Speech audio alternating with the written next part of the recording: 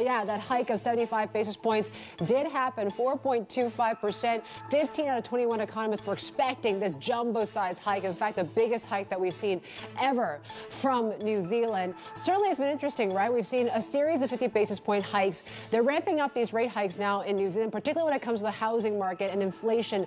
Really, that picture there continues to be quite elevated there.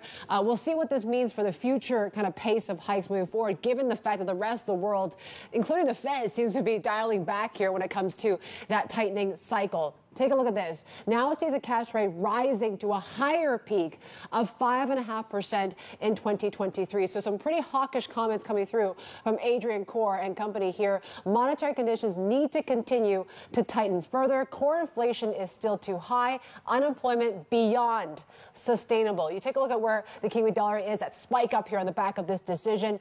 They also see the New Zealand economy contracting next year. So certainly it seems like they're willing to sacrifice growth in the face of fighting inflation. Near-term inflation expectations, according to the RBNZ, have risen. The committee reached a consensus on policy decisions. So they are saying entering recession in mid-2023 for New Zealand. Let's bring in Enda Curran, our chief Asia economics correspondent, to react to all this.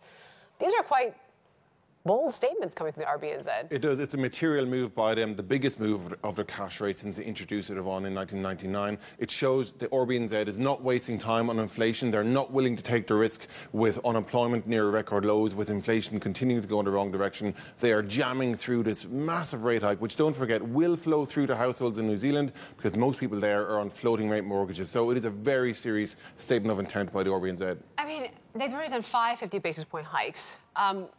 We really haven't quite felt the effects of that here right now. Is there still room to sort of assess it first before going so aggressively when the rest of the world has seemed to be dialing back now when it comes to these rate hikes? Yeah, we do know Economics 101. It takes a while before interest rates really do start to have a hit on the economy. And the RBNZ know that. They will know 3, 4, 5 months from now they're going to start seeing the full impact of how households or consumers are responding to this. It might be, and we'll get detail in the press conference, that they're front-loading it now because they want to take their foot off the pedal next year a little bit and wait and see how things do play out. But it's clearly the message is as hawkish as could be right now. The RBNZ are taking no chances. They're going full bore and trying to squash inflation. Is there a risk, though, to be, diverging from the Fed? When people are starting, you have Mary Daly, a Messer, talking about, look, it's time to recalibrate a little bit, that we'll reach a different cadence in this whole tightening cycle. There's mixed signals among central banks. Don't forget, Sweden is going full bore with its interest rate hikes too, even though they have got a housing price crisis just like New Zealand has. I think each economy are obviously going to have to judge their metrics by themselves. The Fed seem to be in a better space with inflation.